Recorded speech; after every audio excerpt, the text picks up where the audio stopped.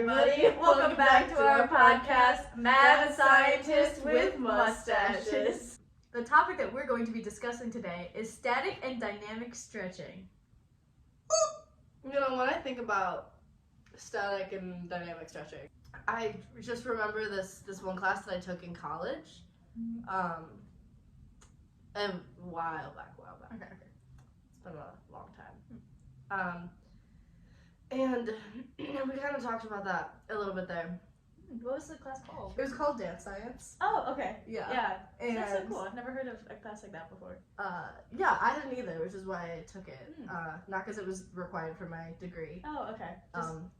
Just because we had touched on this in that class, and we had said specifically that you shouldn't static stretch, that you should do dynamic stretching before. So what is it exactly about this topic that made you want to research it? Because I don't know if you know this, but I grew up as a dancer, and dance has been something that I've Oh, what kind of dance did you do?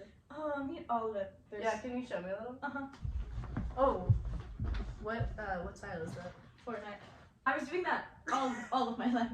And something that all the teachers would do is they'd start off class by just having us go all the way down in our splits and do all of these moves by just staying there. I was wondering why I would go and do these like 20-minute stretches and feel nothing. Yeah, so it's really interesting you say that, because what you're describing is static stretching. That's what it is. You know, I read this study actually in preparation for our podcast today. Yeah. It's from the Journal of Sports Science and Medicine, and it's called The Acute Effects of Static and Dynamic Stretching on Balance, Agility, Reaction Time, and Movement Time. Okay, so what they found was that speed and agility were actually directly influenced in a really positive way with dynamic stretching rather than static stretching, and agility specifically was not helped by the no stretching either. The non-stretching group was not mentioned in the speed category or movement time, as they put it. I'm just interpreting it to speed. But I don't know, I feel like that makes sense. Interesting that you say that, because I read an article called Perceptions and Benefits of Static and Dynamic Stretching in Dancers, Qualitative and Quantitative Aspects by Francesca Dialla, and she had mentioned that the study that they did was they had dancers do dynamic stretching, and then they had them also do static stretching, and then looked at all of the results from that. And the dancers who did the static stretching before any of their movement classes or anything that they were doing to prepare, they said that they would not recommend static stretching in comparison. Okay, so they actually did talk a lot about balance in the article that I read. Yeah.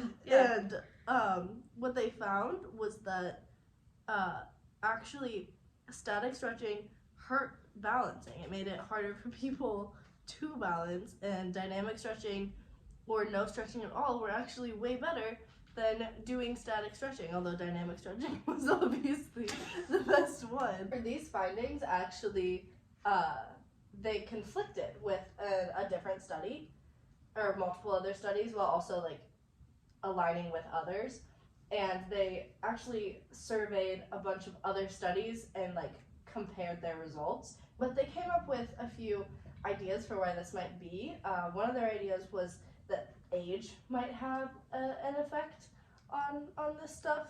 Another theory that they had was that the time of static stretching might be a problem. So they did a cross-analysis on these studies and basically came to the conclusion that 30 seconds or less of static stretching won't cause any negative effects, but dynamic stretching is still a better option than static stretching.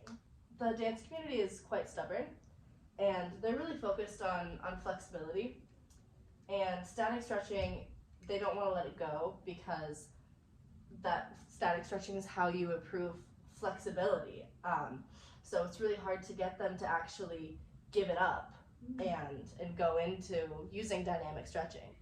But this doesn't mean that you have to completely eliminate static stretching from your dance experience. You can still use static stretching stress relaxation. Static stretching would be nice for like a cool down or like at the end of the day, just something to let your body relax. And it doesn't have to be as intense as dynamic stretching.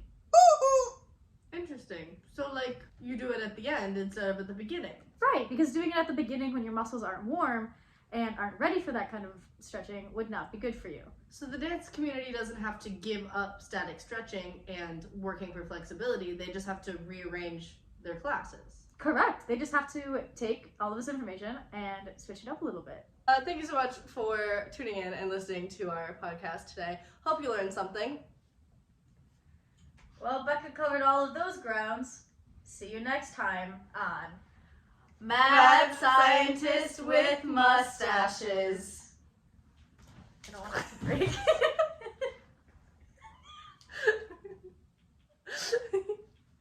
Should we have end credits? Yeah. Okay. Well, I think we have to for the... Would that happen now? Yeah, and Okay. I think we put the citations in them. Oh, that's really cool. And they just kind of like go on the Yeah. screen. Okay.